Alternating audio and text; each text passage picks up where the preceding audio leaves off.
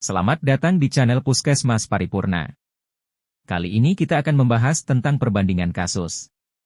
Untuk dua diagnosa seperti di bawah. Panduan praktik klinis. Puskesmas. Dermatitis kontak alergika. 1. Pengertian, definisi. Dermatitis kontak alergik, DKA, adalah reaksi peradangan kulit imunologik karena reaksi hipersensitivitas. Kerusakan kulit terjadi didahului oleh proses sensitisasi berupa alergen, fase sensitisasi, yang umumnya berlangsung 2-3 minggu.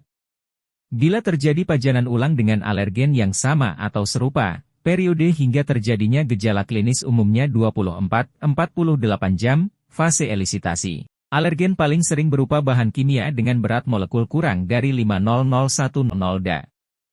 DKA terjadi dipengaruhi oleh adanya sensitisasi alergen, derajat pajanan dan luasnya penetrasi di kulit. 2. Anamnesis. Keluhan kelainan kulit berupa gatal. Kelainan kulit bergantung pada keparahan dermatitis.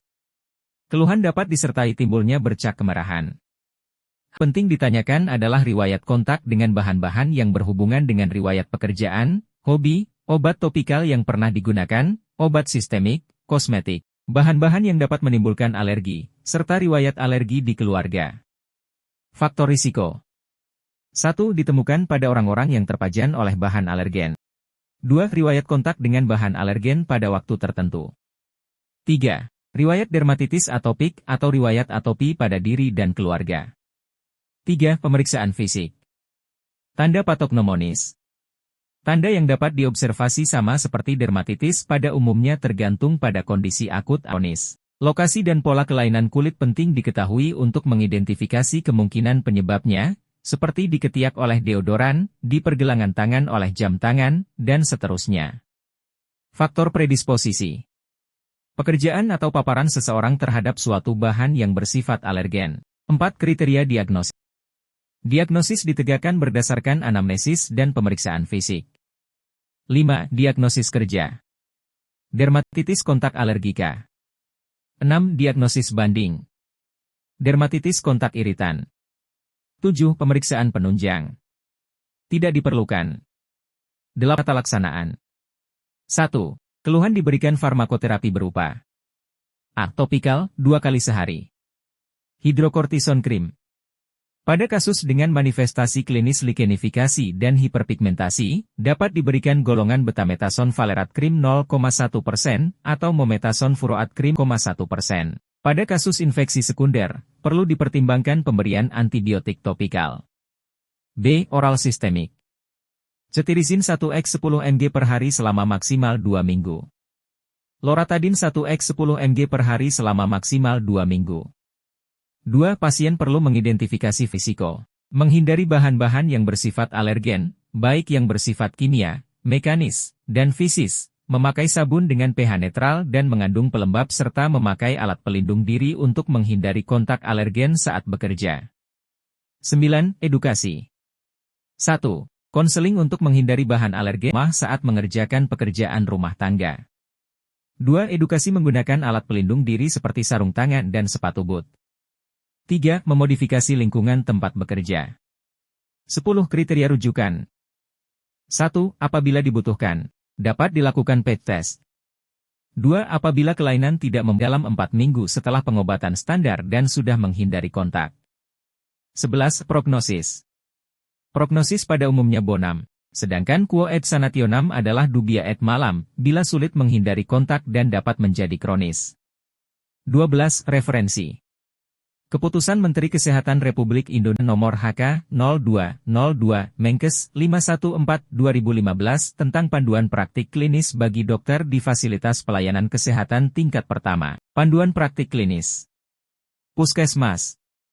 Dermatitis seboroik. 1. Pengertian, definisi. Dermatitis seboroik adalah segolongan kelainan kulit yang didasari oleh faktor konstitusi, predileksi di tempat-tempat kelenjar sebum. 2. Anamnesis. 1. Yang datang dengan keluhan munculnya bercak merah dan kulit kasar. Kelainan awal hanya berupa ketombe ringan pada kulit kepala, pityriasis zika, sampai keluhan lanjut berupa keropeng yang berbau tidak sedap dan terasa gatal. 2. Pasien memiliki faktor risiko. A. Genetik, B. Faktor kelelahan. C. Stres emosional. D. Infeksi. E. Defisiensi imun. F. Jenis kelamin pria lebih sering daripada wanita. G. Usia bayi bulan 1 dan usia 18-40 tahun. H. Kurang tidur. 3. Pemeriksaan fisik.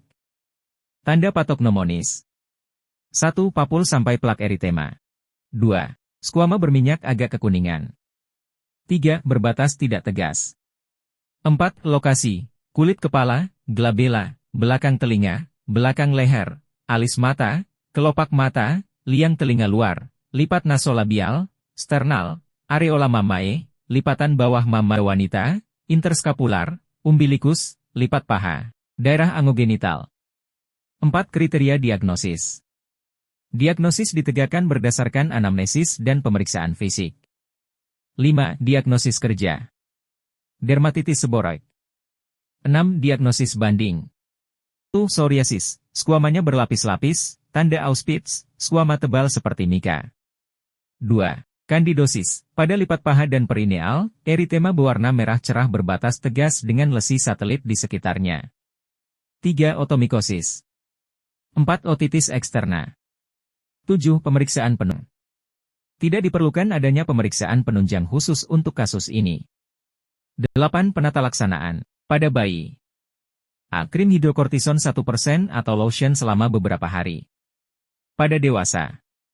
A. Pada kasus dengan manifestasi dengan inflamasi yang lebih berat diberikan kortikosteroid misalnya betametason valerat krim 0,1%. B. Pada kasus dengan infeksi jamur. Perlu dipertimbangkan pemberian ketokonazol krim 2%. Oral sistemik. A. Antihistamin sedatif yaitu, klorfeniramin maleat 3x 4 mg per hari selama 2 minggu, cetirizin 1x mg per hari selama 2 minggu.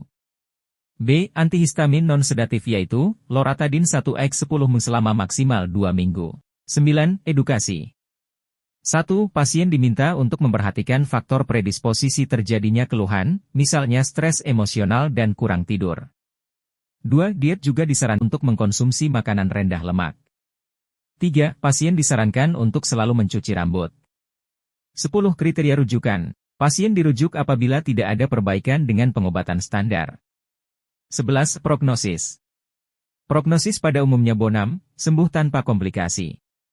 12. Refer. Keputusan Menteri Kesehatan Republik Indonesia Nomor HK-02-02 Menkes 514/2015 tentang panduan praktik klinis bagi dokter di fasilitas pelayanan kesehatan tingkat pertama.